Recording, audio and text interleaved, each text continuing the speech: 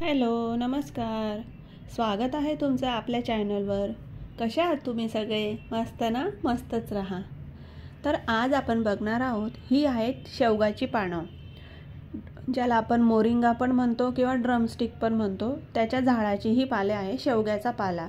तर शेवग्याचा पाला घालून जर आपण चहा बनवला तर वाढलेली शुगर तर कमी होईलच, पण 10 आजारही आपल्यापासून लांब राहतील.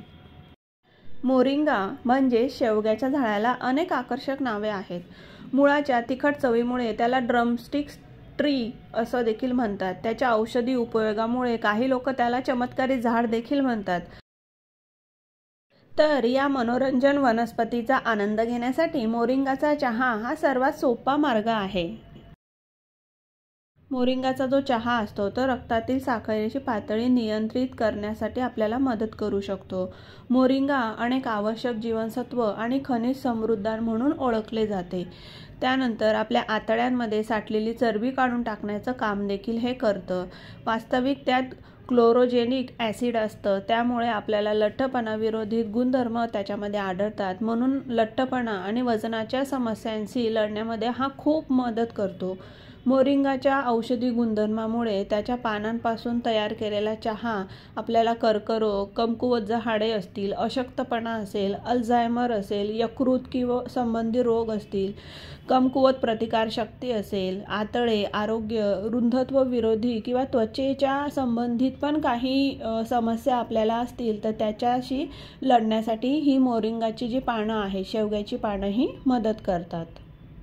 तर हा चहा बनवणं काही अवघड नाही आहे. शेवग्याची पानं घेऊन यायची, 1 ग्लास गरम पाणी ठेवायचं आहे, त्याच्यामध्ये ही पानं टाकायची. त्यानंतर थोडंसं अद्रक, आलं आपल्याला थोडंसं त्याच्यात टाकायचं आहे, दालचिनी त्याच्यात टाकायची आहे आणि माझ्याकडे ओली हळद होती. आता तुमच्याकडे नसेल तर तुम्ही ती स्किप करू शकतात.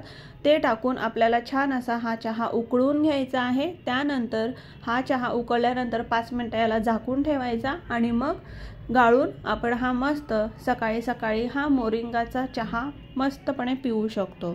जर तुमच्याकडे मोरिंगाची पानं नसतील तर आयुर्वेदिकच्या दुकानात जाऊन तुम्ही मोरिंगाची पावडरही मिळते, ती पावडर टाकूनही तुम्ही चहा असा हा बनवू शकतात.